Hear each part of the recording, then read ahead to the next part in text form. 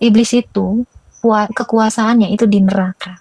Nah, Yesus datang ke sana untuk menginjak-injak dari iblis ini dan mengambil kunci kerajaan maut. Kamu baca Wahyu 1 ayat 17 sampai 18. Keturunan perempuan ini akan meremukkan ke kepala. Jadi kenapa Yesus itu harus menjadi manusia? Supaya bisa dia datang ke kerajaan maut, yaitu kuasanya iblis yang menjadi ketakutan oleh manusia. Nih saya jelasin. Tadi dikatakan Allah tidak lagi berkenan dengan kurban domba, ya kan? Ya. Oke. Siapa yang sekarang masih kurban pakai domba? Kata kakak RT 6 tadi. Oke. Kurban itu di mana harus dikorbankan? Shalom Bapak Ibu Saudara-saudari terkasih. Selamat datang di channel Juru Selamatku. Sebelumnya jangan lupa subscribe, like, dan bagikan tentang kebenaran Tuhan kita yang besar, dahsyat, dan penuh kasih. Pembahasan kali ini akan disampaikan oleh apologet Kristen yang sangat luar biasa, yaitu Saudari Agatha. Beliau akan berdiskusi dengan salah satu umat Kristen. Dari diskusi kali ini akan membahas mengenai apa sih tujuan firman Allah menjadi manusia. Tanpa panjang lebar, saya ajak Bapak Ibu Saudara-saudari untuk melihat diskusi yang sangat menarik ini. Tentunya bisa menambah wawasan dan menguatkan iman kekristenan kita.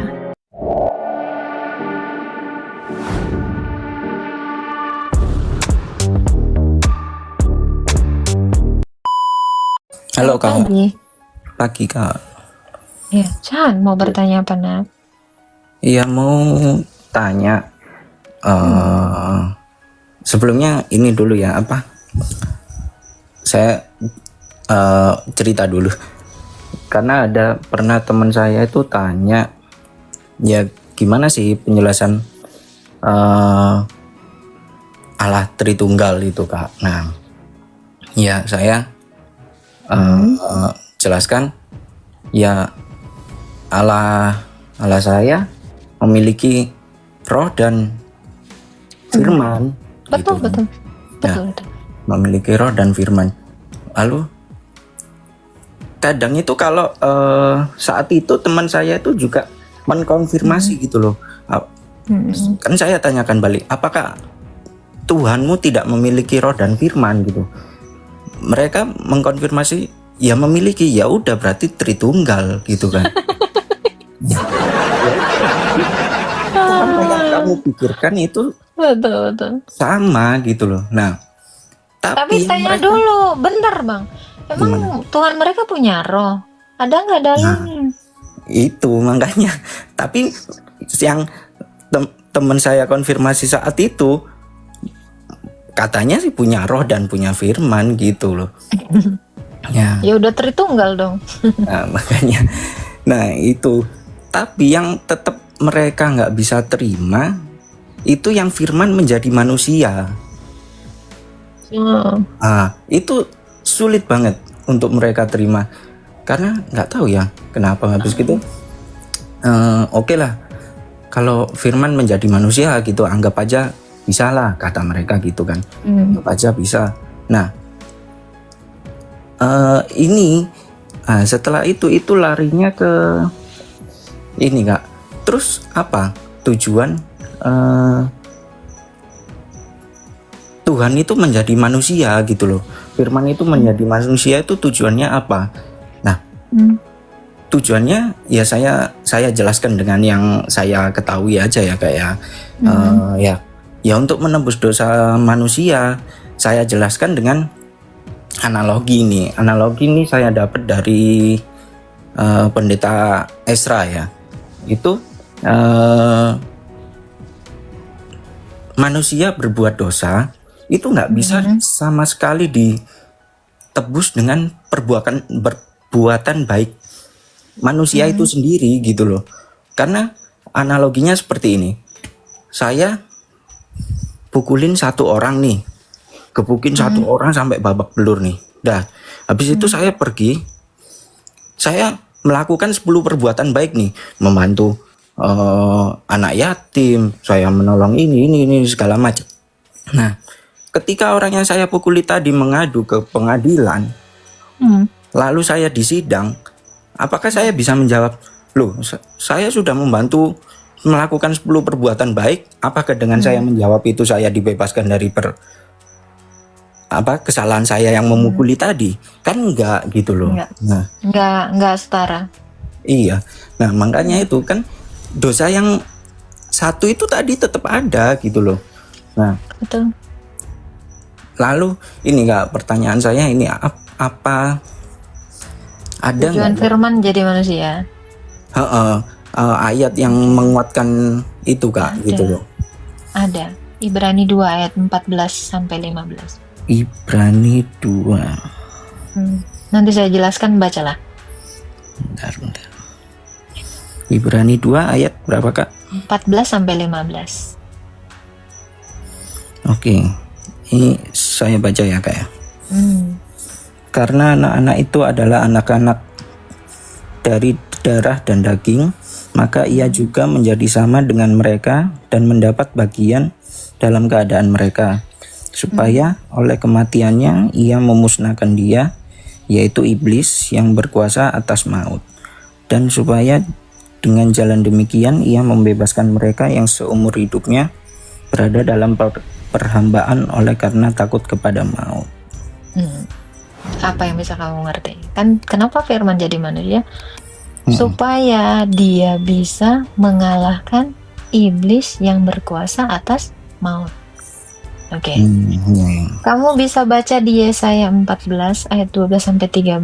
Di situ dikatakan, di manakah kuasa iblis yang berkuasa atas maut itu? Di dunia orang mati. Coba kamu baca Yesaya 14. Saya kasih tahu dulu kamu. Yesaya 14. Iya, ayat bentar. Dari ayat 11 coba baca. 11.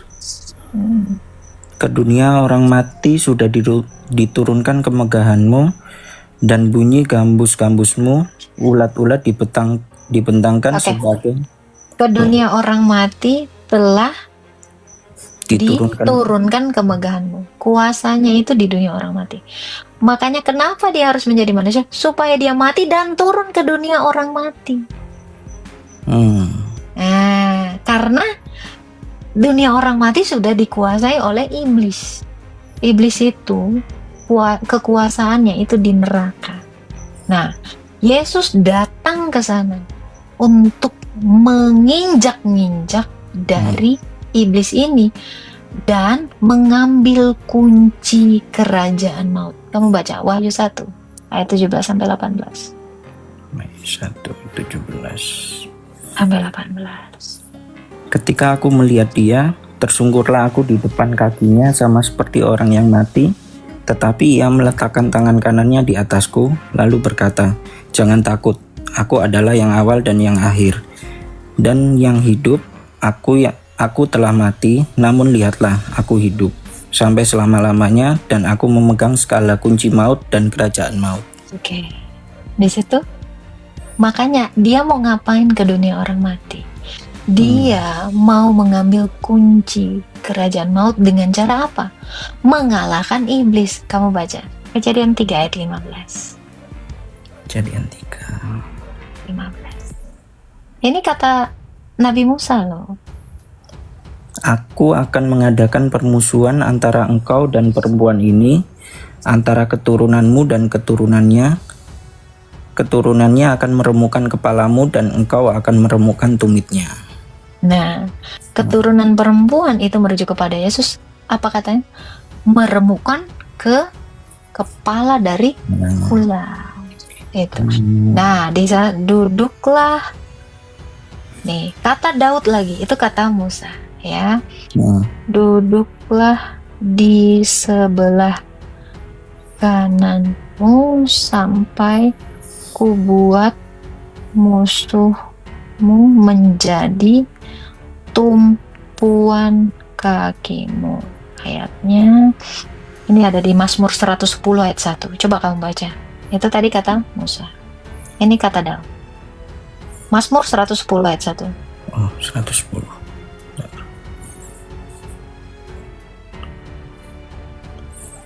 Mazmur Daud, demikianlah firman Tuhan kepada Tuanku, duduklah di sebelah kananku sampai kubuat musuh-musuhmu menjadi tumpuan kakimu.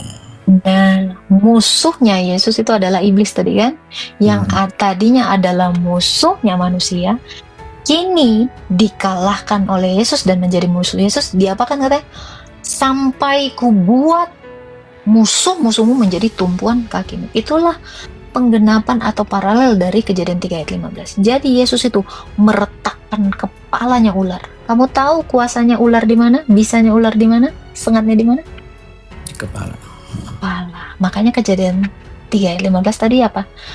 Keturunan perempuan ini akan meremukkan ke kepala. Jadi kenapa Yesus itu harus menjadi manusia? Supaya bisa dia datang ke kerajaan maut, yaitu kuasanya iblis yang menjadi ketakutan oleh manusia. Nih saya jelasin. Kenapa manusia mati? Karena Dikuburkan dan tidak bangkit lagi. Kenapa? Karena dosa. Karena dosa, iya. Kenapa manusia berbuat dosa? Karena dia taat kepada setan, ya kan? Iblis kan. Berarti manusia dihambakan oleh setan. Makanya ketika mati, hamba-hamba itu semuanya dikurung di dalam dunia orang mati. Makanya orang mati itu nggak ada yang bangkit. Logis. Makanya karena semua mereka berdosa karena pernah menundukkan dirinya terhadap setan. Karena berbuat dosa. Perbuatan dosa artinya melawan Tuhan. Berarti ikut setan. Nah, kenapa Yesus tidak bisa ditarik atau diikat sama seperti manusia-manusia berdosa? Karena dia tidak punya dosa. Betul? Betul. Makanya iblis tidak bisa mencengkeram dia. Melainkan Yesus dalam dunia orang mati menginjak-injak kepala iblis. Membuat musuh-musuhnya menjadi tumpuan kaki Yesus. Ini tujuan dia kenapa menjadi manusia. Supaya dia mengalahkan, coba kamu baca tadi, Ibrani 2 ayat 15-nya.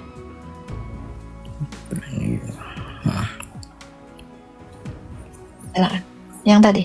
Dan supaya dengan jalan demikian, ia membebaskan mereka yang seumur hidupnya berada dalam perhambaan oleh karena takutnya mau. Nah itu. Jadi dengan jalan dia mengalahkan iblis di dalam kuasanya di kuburan, dia mengambil kuncinya. Kalau Yesus sudah memegang kunci kerajaan, maka orang-orang dibebaskan. Itu tadi kan katanya. Nah itu makanya kenapa Adam dan Hawa itu ditarik. Dan semua orang-orang di perjanjian lama yang menanti-nantikan Tuhan itu semuanya ditarik dan dibawa ke Firdaus. Sama seperti perkataan dia terhadap orang yang di sebelah kanannya. Itulah tujuan Yesus itu menjadi manusia, supaya dia mendatangi dunia orang mati dan menyelamatkan mereka setelah dia mengalahkan iblis tadi, sehingga semua orang diselamatkan. Lanjutkan ayat 16 dan 17. Sebab sesungguhnya bukan malaikat-malaikat yang ia kasihani, tetapi keturunan Abraham yang ia kasihani. Itulah sebabnya, maka dalam segala hal ia harus disamakan dengan saudara-saudaranya, supaya ia menjadi imam besar yang menaruh belas kasihan dan yang setia kepada Allah untuk mendamaikan seluruh bangsa. Itu dia mendamaikan. Dia sebagai imam dalam kemanusiaannya, dia memperdamaikan antara Allah dengan manusia. Saya jelaskan dulu. Tadi kan dikatakan, kamu tadi menjelaskan dengan analogi yang sangat bagus sekali. Ada orang mencelakai orang lain, berbuat amal, tapi itu tidak bisa menyelamatkan walau dibawa ke pengadilan. Betul kan? Tidak relevan dengan dosanya. Kamu tahu apa yang bisa meloloskan bangsa Israel dari dosa ketika mereka jatuh ke dalam dosa? Bagaimana Allah mengampuni mereka? Tentu dengan kurban. Sebab tanpa penumpahan darah tidak ada pengampunan. Ini ada ayatnya. Pernah tahu ayat ini? Pendengar cuman kurang tahu. Tanpa penumpahan darah tidak ada penghapus. Ada ayatnya nih ya. Ibrani 9 ayat 22. Kamu baca. Ibrani 9 ayat. Menurut hukum Taurat. Dan hampir segala sesuatu disucikan menurut hukum Taurat dengan darah, dan tanpa penumpahan darah tidak ada pengampunan. Oh. Oke. Jadi kalau ada manusia berbuat dosa, dia harus mati. Itu kan? Berarti ada darah yang tertumpah. Karena nyawa ada dalam darah manusia itu. Betul? Betul. Nah, makanya kenapa waktu Adam dan Hawa berdosa, apa yang dilakukan Tuhan untuk menutupi keberdosaan mereka? Diambilnya domba dan disembelih. Itulah kurban. Jadi dari dulu orang-orang kalau berdosa untuk mendamaikan manusia ini dengan Allah harus dengan pengorbanan. Makanya dari dulu domba, kambing itu dikorbankan untuk mendamaikan manusia. Saya kasih tahu di dalam Imamat 1 dijelaskan seperti ini. Jadi kalau ada orang berbuat dosa, dia harus datang kepada imam Lewi. Dia harus menyerahkan domba yang tak bercacat celah. Lalu ditumpangkanlah tangan imam itu ke domba ini dan segala dosanya diakui, dipindahkan ke hewan ini, maka dia akan disembelih dan mati. Katanya kan apa? Mata ganti mata, gigi ganti gigi. Itu hukum Tuhan. Ya, jadi kalau ada orang berdosa, hukumannya adalah mati. Betul? Setuju kan? Iya. Semua orang yang berdosa, hukumannya adalah mati. Nah, manusia ini harusnya mati karena dia berdosa. Tetapi digantikan oleh kurban ini. Sehingga manusia ini suci kembali, diperdamaikan dengan Allah, korbannya yang mati. Makanya kenapa Yesus itu di kayu salib, dia menjadi kurban atas kita untuk mendamaikan kita. Dengan jalan itu dia turun ke dunia orang mati seperti yang saya jelaskan tadi, sekaligus mengambil kunci kerajaan maut, sehingga ditolonglah semua orang-orang yang dipenjara. Logis ya, penjelasannya semua ini ada di dalam Alkitab. Seperti itulah keselamatan di dalam iman Kristus. Jadi kalau ada yang bertanya, kenapa Yesus harus menjadi manusia? Supaya dia bisa mati dan mengambil kunci kerajaan maut di dunia orang mati. Karena kuncinya ada di dunia orang mati, maka dia harus masuk ke dunia orang mati. Secara logis, bagaimana manusia masih hidup bisa masuk ke dunia orang mati? Ya. Harus dia mati dulu. Ini logika. Seperti itu jawaban. Sudah masuk? Mungkin akan sulit kamu jelaskan kalau kamu tidak mengerti Alkitab. Ini akan kamu ulang-ulang, butuh kamu ulang-ulang untuk menjelaskan. Seperti itu. Lagi mungkin yang mau kamu tanyakan? Berarti ini Kak, apa kalau semisal ada nih, kan berarti penebus dosa ini harus ada pertumpahan darah kan ya Kak ya? Itu tadi ayatnya. Nah, kalau semisal ada sosok manusia yang suci tidak berdosa, berarti dia bisa menebus dosa. Karena tidak ada manusia yang seperti itu, makanya Tuhan yang menebus gitu kan. Berarti. Oke. Domba itu punya dosa nggak? Domba kalau tidak punya dosa kan? Tidak ya. bercacat celah. Makanya kenapa harusnya kan gini, gigi ganti gigi, mata ganti mata. Kalau manusia berdosa, maka harus manusia juga yang tidak berdosa yang bisa menggantikannya. Betul. Oke. Kenapa zaman dulu domba? Karena tidak ada manusia yang tidak berdosa seperti Kristus. Makanya dulu kalau ada orang berdosa, itu akan diulang terus. Korbannya itu setiap orang berdosa, dia akan berkorban. Iya. Nah, ini saya kasih tahu kamu. Ini sudah ada nubuatannya di dalam Alkitab. Oke, dikatakan seperti ini. Ini Mazmur ya. Kamu harus baca ini. Dulu kan domba, kenapa tidak domba saja? Katanya ini, ya.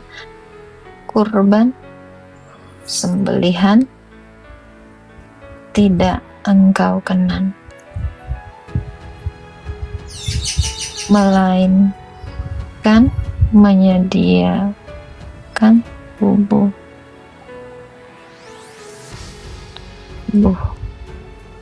Nah, ini ada di Ibrani ya, Ibrani 10 ayat 5 sampai 11. Coba kamu baca. Ibrani 10 ayat 5. Ayat 5. Karena Ini itu dari Mazmur. Karena itu ketika ia masuk ke dunia, ia berkata, korban dan persembahan tidak engkau kehendaki, tetapi engkau telah menyediakan tubuh bagiku. Oke, karena dia setelah dia masuk ke dunia, Ya. kurban sembelihan tidak lagi dikenan Tuhan. Waktu Yesus belum masuk ke dalam dunia, kurban itu adalah domba sembelihan. Ya, coba ulang sekali lagi. Karena itu ketika ia masuk ke dunia, ia berkata, korban dan persembahan tidak engkau kehendaki, tetapi engkau telah menyediakan tubuh bagiku. Nah, itu. Ini diambil dari Mazmur. Ini dikutip Rasul Paulus. Mana ya? Alkitabnya ini. Nah, belajar Alkitab itu sekeren ini dan seseru ini kalau kita mau paham. Itu Ibrani ya. Nah, kenapa Ibrani ini dijelaskan oleh Rasul Paulus? Karena Rasul Paulus itu tahu tentang keimamatan, tahu tentang korban. Dia paling mengerti. Ibrani.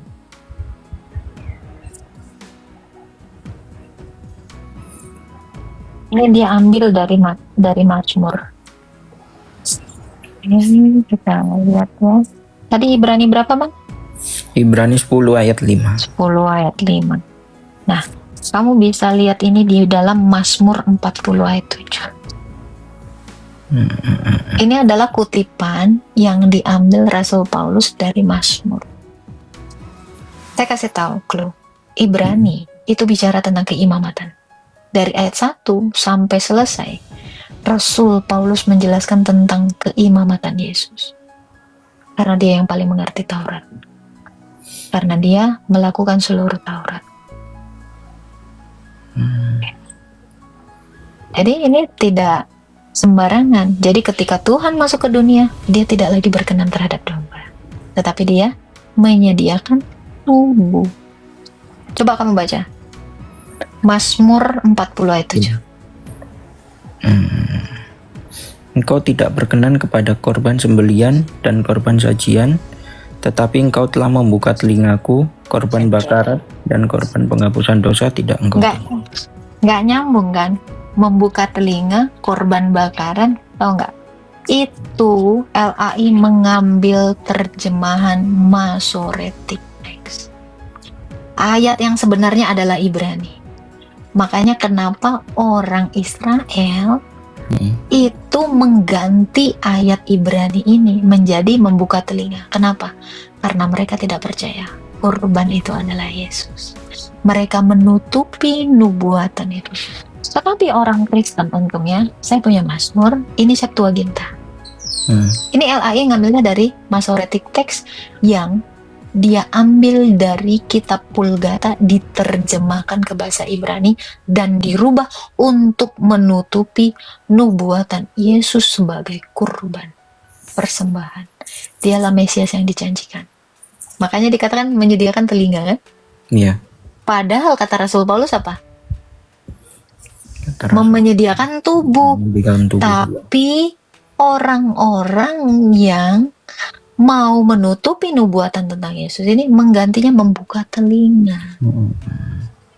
Saya bisa buktikan di dalam kitab Septuaginta. Kamu bisa cek juga di Google linearnya. Ya, di Septuaginta persis seperti yang kamu bacakan tadi di dalam Ibrani 10. Ayat berapa tadi? 22 ya?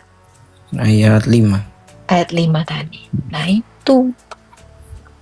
Ya, setelah Tuhan datang, dia tidak lagi berkenan dengan kurban.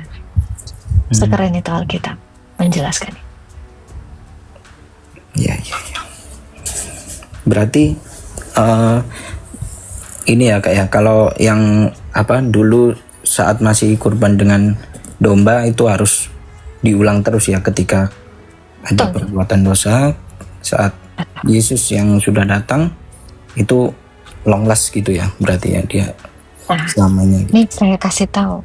Tadi dikatakan Allah tidak lagi berkenan dengan kurban domba, ya kan? Ya.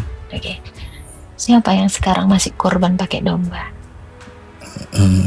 Kata kakak RT 6 tadi. Oke. Kurban itu di mana harus dikorbankan? Harus di bait Allah, di mezbah, dan yang menyerahkannya hanya seorang imam. Siapa yang tidak mengerti Taurat? Iya. Sekarang saya tanya, bait Allah masih ada? Nggak ada. Setahu Imam Lewi masih ada? nggak ada kak. Gak ada. Makanya kamu lihat realitanya. Orang Israel tidak ada yang bisa menyerahkan kurban. Karena Tuhan sudah tidak lagi berkenan terhadap kurban sembelihan. Makanya dihancurkan bait Allah. Keren kan? Kalau Allah sudah tidak berkenan, makanya mereka tidak lagi bisa mengorbankan. Dari sejak runtuhnya bait Allah, adakah mereka melakukan kurban? Tidak. Karena Allah tidak lagi berkenan dengan itu. Sebab Allah sudah menyediakan tubuh sebagai kurban yang sempurna sekali selama-lamanya.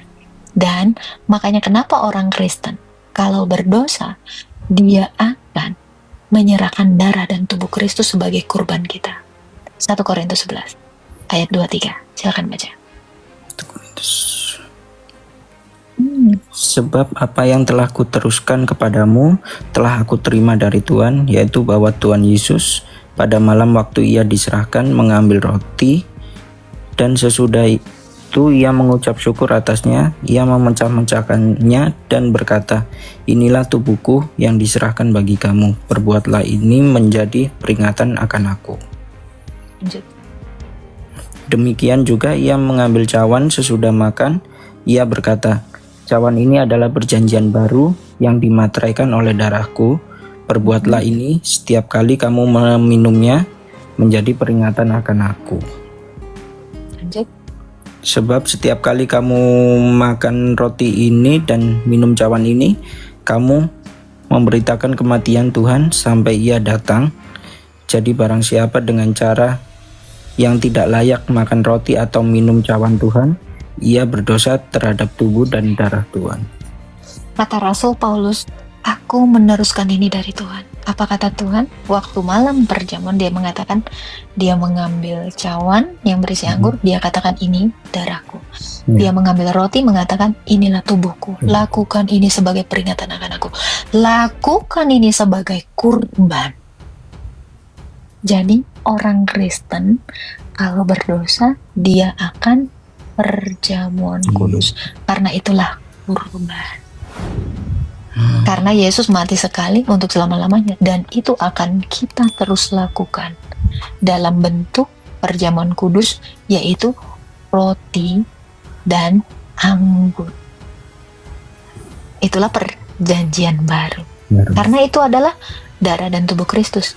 Karena di dalam perjanjian baru tadi yang kamu baca di Ibrani berapa, dia tidak berkenan lagi terhadap sembelihan, tetapi dia berkenan hanya kepada tubuh.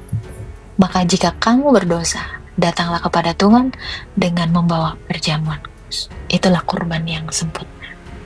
Sebab logikanya adalah mata ganti mata, gigi ganti gigi. Kalau manusia berdosa, maka gantinya adalah manusia yang setara. Hukum Allah itu tidak pernah berubah, gigi ganti gigi. Maka kalau manusia yang berdosa, maka kurbannya harus manusia. Itulah korban yang paling logika. Adakah hukum Tuhan yang dirubah? Tidak ada. Melainkan semuanya digenapi. Maka tepatlah kata Yesus, aku menggenapi semuanya, termasuk Mazmur berapa tadi? Mazmur 40 ayat 7. Kurban sembelihan tidak engkau kenan, tapi engkau telah menyediakan tubuh bagiku. Sekeren itu Alkitab, menerangkan dari perjanjian lama, relate dengan perjanjian baru, hingga zaman sekarang. Terbukti kan? Mereka tidak bisa lagi kurban. Karena Tuhan tidak pernah berkenan dengan domba, dengan sembelihan. Dia hanya berkenan kepada Kristus. Seperti itu. Keren ya Alkitab kita. Ya, oke, itu aja mungkin Kak yang mau ditanyakan. Oke. Ya, Tuhan memberkati. ya terima kasih. Sama-sama. Ya begitulah penjelasan dari Saudari Agatha. Bagaimana menurut pendapat Bapak Ibu, Saudara-saudari setelah melihat video tersebut? Tentu kita semua pasti merasa terberkati dan juga menambah wawasan tentang juru selamat kita, yaitu Tuhan Yesus Kristus. Mari kita sama-sama belajar terus tentang kebesaran dan kebenaran Tuhan Yesus Kristus melalui video-video selanjutnya. Shalom, dan Tuhan Yesus memberkati.